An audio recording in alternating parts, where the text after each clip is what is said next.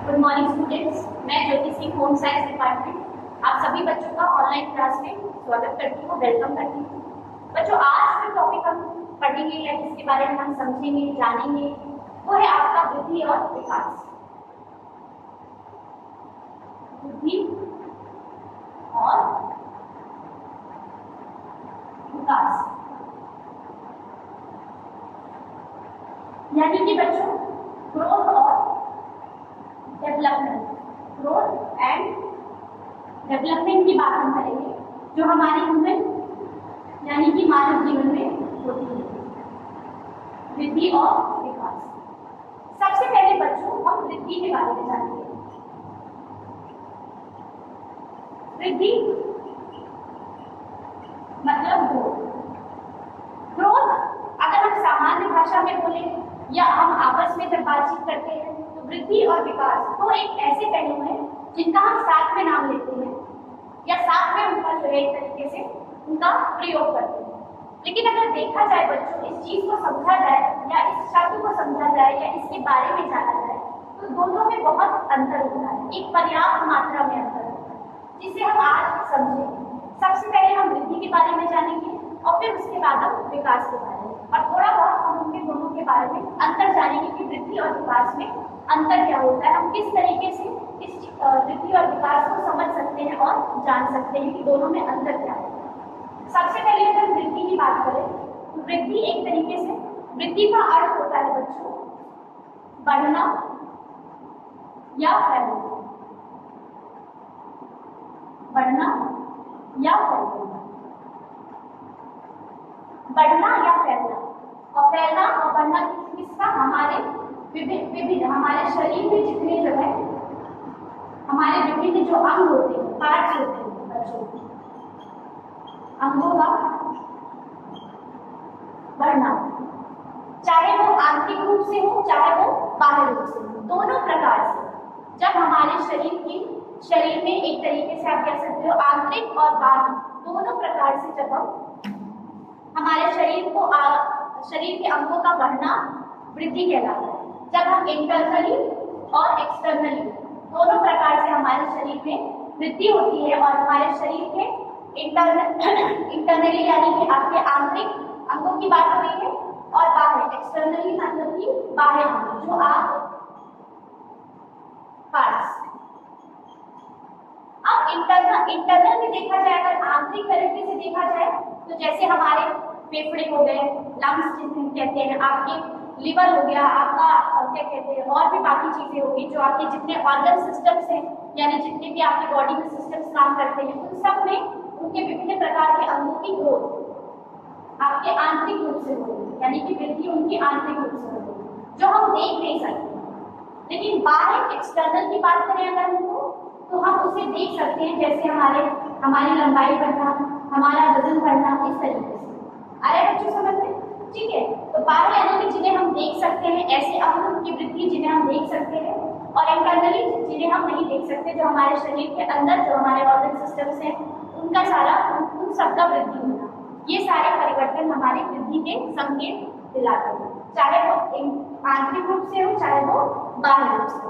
वृद्धि एक तरीके से आप कह सकते हो, फॉर एग्जाम्पल जैसे देखा जाए कि कोई भी है बच्चा, वो जब छोटा है तो वो 2 फीट का है, जैसे जैसे वो बड़ा हुआ वो 3 फीट का हुआ, फिर थोड़ा बड़ा हुआ वो 5 फीट का हुआ। तो इस ग्राफ को आप लंबाई कह सकते हो, या इस ग्राफ में आपके बच्चे की या मानव जीवन में उसकी लंबाई बढ़ने की एक ग्राफ है एक तरीके से, और ये आपको दिख रहा है तो ये आप कह सकते हो कि ये बाह्य संरचना है जिसके अंतर्गत वृद्धि हो रही है। फॉर एग्जाम्पल ऐसे ही हम वेट को देखते हैं, व्यक्ति का वजन बढ़ता है। इस प्रकार से ऐसे बहुत से मूल्य हैं जो हमारे आंतरिक और बाह्य संरचना में परिवर्तन लाते हैं, और इसी परिवर्तन जब हमारे शरीर के विभिन्न अंगों में आंतरिक रूप से और बाह्य रूप से परिवर्तन हम देखते हैं, इसी प्रक्रिया को हम वृद्धि कहते हैं। आ रहा है समझ में बच्चों?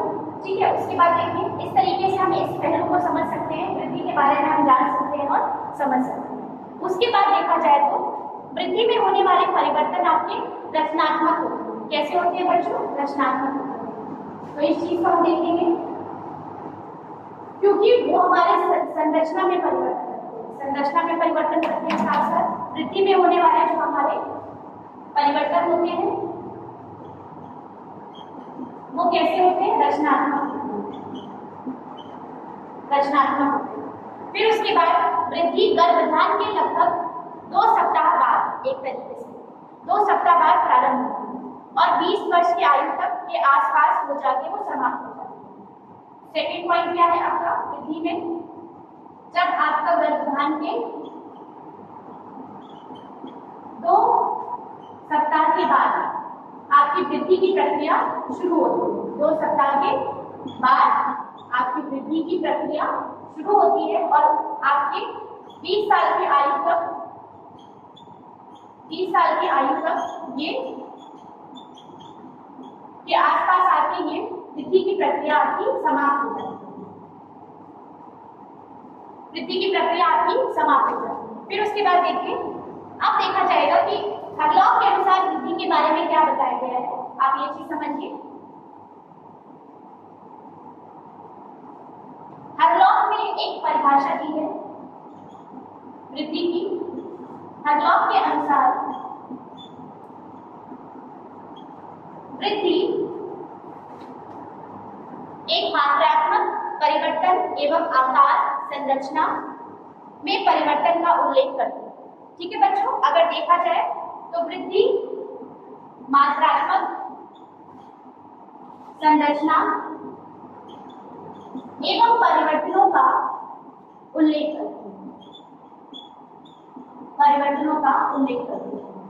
ये आपका वृद्धि की परिभाषा आप हरलॉक के अनुसार इस चीज को समझ सकते हैं बच्चों। ठीक है, फिर आप देखिए मात्रात्मक इसलिए बोला गया है बच्चों क्योंकि हम इसे काउंट कर सकते हैं। हम नंबर में इसको काउंट कर सकते हैं बच्चों। कैसे? जैसे हमने आपको भी कुछ देर पहले एग्जांपल दिया था, हाइट की एग्जांपल दिया था, हाइट का और वेट का एग्जांपल दिया था। क्योंकि वृद्धि एक ऐसी प्रक्रिया है जिसे हम माप सकते हैं, मेजर कर सकते हैं।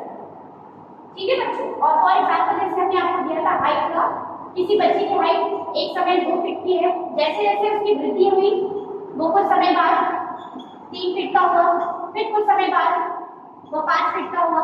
तो आप इस चीज को मेजर कर सकते हैं, इसकी मात्रा को निकाल सकते हैं, बता सकते हैं और समझ सकते हैं। इसीलिए यहाँ पे मात्रात्मक शब्द का प्रयोग किया है। ठीक है बच्चों, और संरचना यानी कि हमारी जो शारीरिक अंगों की संरचना में परिवर्तन आता है, धीरे धीरे उनकी वृद्धि होती है जिस प्रकार से वो अपने कार्यों को पूरा कर सकते हैं। और परिवर्तन आंतरिक रूप से भी होता है और बाहरी रूप से भी होता है, जो हमने आपको पहले बताया। ठीक है बच्चों, फिर उसके बाद देखिए, अब इस तरीके से देखा जाए तो वृद्धि की बात होती है। अब हम बात करेंगे विकास के बारे में। अभी तक आपने समझा वृद्धि के बारे में, अब हम जानेंगे विकास के बारे में। फिर हम दोनों पहलुओं को एक साथ, दोनों में अंतर जानेंगे कि क्या अंतर होता है। अब हम जब विकास की बात करते हैं बच्चों, यानी कि डेवलपमेंट, मानव विकास या ह्यूमन डेवलपमेंट, ये चीज हम कह सकते हैं। तो जब हम विकास के बारे में बात करते हैं बच्चों, तो विकास आप एक तरीके से यूनिवर्सल प्रोसेस यानी कि सार्वभौमिक यूनिवर्सल प्रोसेस है। और इसका अर्थ ये होता है बच्चों एक तरीके से कि सार्वभौमिक प्रक्रिया है। एक तरीके से आ रहा है समझ में बच्चों? सार्वभौमिक प्रक्रिया है जिसे हम यूनिवर्सल प्रोसेस भी कहते हैं। अब इसे हम समझेंगे विस्तार से कि गर्भधान से शुरू होकर जो जन्म से लेकर जीवन प्रयत्न तक अविराम गति से चलती रहती है। विकास एक ऐसी प्रक्रिया है बच्चों जो गर्भधान से लेकर आपके जीवन अभी तक चलती रहती है, मतलब कंटिन्यूएशन में बनी रहती है बच्चों। आ रहा है समझ में? ठीक है, और उसके बाद देखिए गति चलती रहती है। और विकास में केवल आपके शारीरिक विकास नहीं होता बच्चों, उसके साथ साथ आपका मानसिक विकास, आपका संवेगात्मक विकास, आपका एक तरीके से बोला जाए तो सामाजिक विकास, सभी प्रकार के विकास जितने मानव जीवन से जुड़े हुए हैं, वो सारे विकास आपके साथ में चलते हैं और एक साथ सारे विकासों का क्या कहते हैं क्षेत्र में विकास होता रहता है, निरंतर चलता रहता है आपका। और जब तक व्यक्ति की मृत्यु नहीं हो जाती तब तक विकास की प्रक्रिया जो है वो चलती रहती है। फिर उसके बाद देखिए एक इम्पोर्टेंट टर्म है, वो क्या है कि जब हम ये जान लें कि वृद्धि की जब हमने बात की थी तो उसमें एक समय पे आकर आपकी वृद्धि रुक जाती है या धीरे धीरे उसकी गति कम हो जाती है।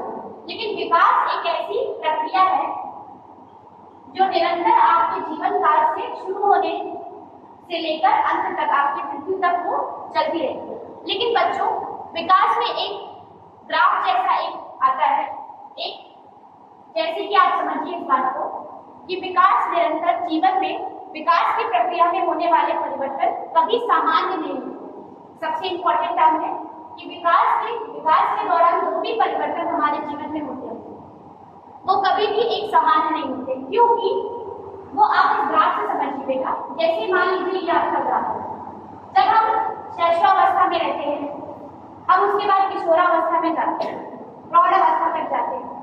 जब हमारा एक तरफ स्टार्टिंग पॉइंट से देखा जाए विकास की तो वो पॉजिटिव वे में होता है हमारा विकास प्रौढ़ावस्था का, आया समझ में बेटा। लेकिन जैसे ही हम प्रौढ़ावस्था से वृद्धावस्था की ओर चलते हैं हमारा विकास नेगेटिव में बदल जाता है। धीरे धीरे हमारा जो विकास होता है वो नेगेटिव पॉइंट की ओर झुकता चला जाता है।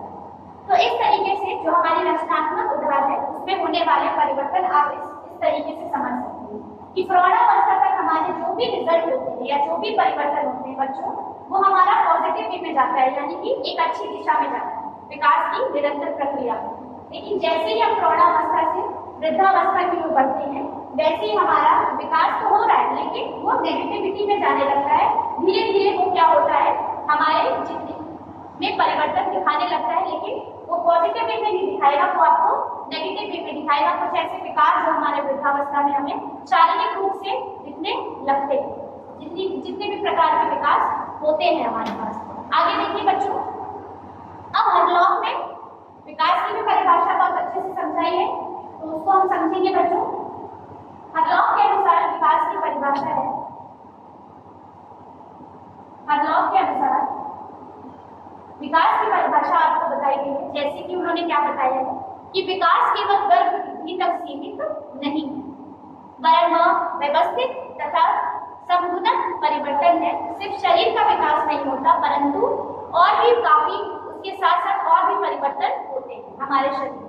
तो इस तरीके से एक तरीके से क्या है आपका देखा जाए तो विकास केवल गर्भ वृद्धि तक सीमित नहीं है या उसके साथ साथ आपके जीवन काल तक चलता तो चला आ रहा है, लेकिन बहुत से ऐसे परिवर्तन होते हैं जो साथ साथ और भी उसके साथ साथ बहुत से परिवर्तन होते हैं हमारे विकास में।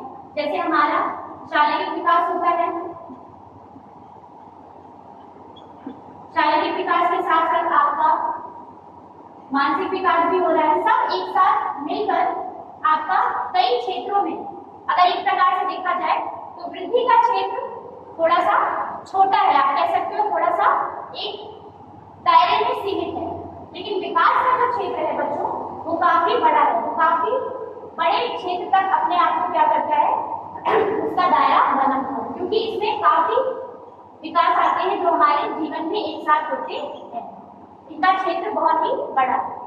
अब बात आती है और साथ साथ इनमें परिवर्तन होते रहते हैं। अब बात आती है वृद्धि और विकास में अंतर क्या है। ये हम कैसे समझेंगे कि वृद्धि और विकास दोनों ही एक ही पहलू है, और जब भी हम बात करते हैं इसके बारे में बच्चों तो एक साथ ही बात करते हैं, लेकिन दोनों में अंतर होता है। क्या क्या अंतर होता है बेटा, ये चीज हम समझेंगे। सबसे पहले वृद्धि के बारे में जानेंगे और विकास के बारे में जानेंगे, दोनों को साथ साथ लेके चलेंगे तो हमें और अच्छे से समझ में आएगा। ग्रोथ और डेवलपमेंट। सबसे पहला पॉइंट है कि वृद्धि की प्रक्रिया आपकी गर्भावस्था से लेकर प्रौढ़ावस्था तक चलती है। गर्भावस्था से लेकर प्रौढ़ावस्था तक चलती है। धीरे धीरे इस अवस्था में आकर धीरे धीरे उसकी गति या तो कम हो जाती है या फिर धीरे धीरे वो समाप्त होने लगती है, वृद्धि की प्रक्रिया। लेकिन विकास की प्रक्रिया बच्चों जैसा कि हमने आपको बताया जीवन की शुरुआत से लेकर आपके यानी कि जन्म से लेकर आपके मृत्यु तक चलता है। लेकिन एक स्टेज पर आकर दोनों में अंतर होता है। जैसे हमने आपको बताया, प्रौढ़ावस्था तक ये पॉजिटिव वे में चलती है और जैसे जैसे आप प्रौढ़ावस्था से वृद्धावस्था की ओर जाते हैं ये आपकी नेगेटिव वे में चलने लगती है। ठीक है बच्चों, फिर उसके बाद देखिए वृद्धि में होने वाले परिवर्तन आपके शारीरिक होते हैं। एक तरीके से शारीरिक होते हैं, जो परिवर्तन हो रहे हैं वो कैसे हो रहे हैं आपके शारीरिक तौर पर हो रहे हैं, चाहे वो आंतरिक रूप से हो चाहे वो बाह्य रूप से, दोनों तरीके से आपके वृद्धि में जो परिवर्तन हो रहे हैं वृद्धि की प्रक्रिया में वो आंतरिक और बाह्य दोनों रूप से होते हैं। लेकिन विकास में आपका कई प्रकार से विकास होता है। शारीरिक रूप से भी विकास होता है बच्चों, शारीरिक रूप से, मानसिक रूप से, आपका सामाजिक रूप से और आपका संवेगात्मक रूप से भी आपका विकास होता है। तो इस प्रकार इस लाइन से या इस सेंटेंस से आप समझ सकते हैं कि वृद्धि का जो क्षेत्रफल है वो बहुत ही छोटा है, इसका दायरा बहुत ही छोटा है, लेकिन विकास का दायरा या विकास का क्षेत्रफल बहुत ही बड़ा है, तो निरंतर चलता रहता है बच्चों। फिर प्राणी में वृद्धि गर्भधारण के 2 सप्ताह बाद होती है, जैसे हमने आपको बताया 2 सप्ताह बाद होती है, लेकिन विकास की प्रक्रिया आपकी गर्भधारण से शुरू होकर आपके जीवन मृत्यु तक चलती रहती है। वृद्धि में जो परिवर्तन होते हैं जो हमने आपको बताया, चौथा पॉइंट, वृद्धि में जो परिवर्तन होते हैं वो मात्रात्मक परिवर्तन होते हैं, जिन्हें आप काउंट कर सकते हो, जिन्हें आप मेजर कर सकते हो, जिन्हें आप माप सकते हो।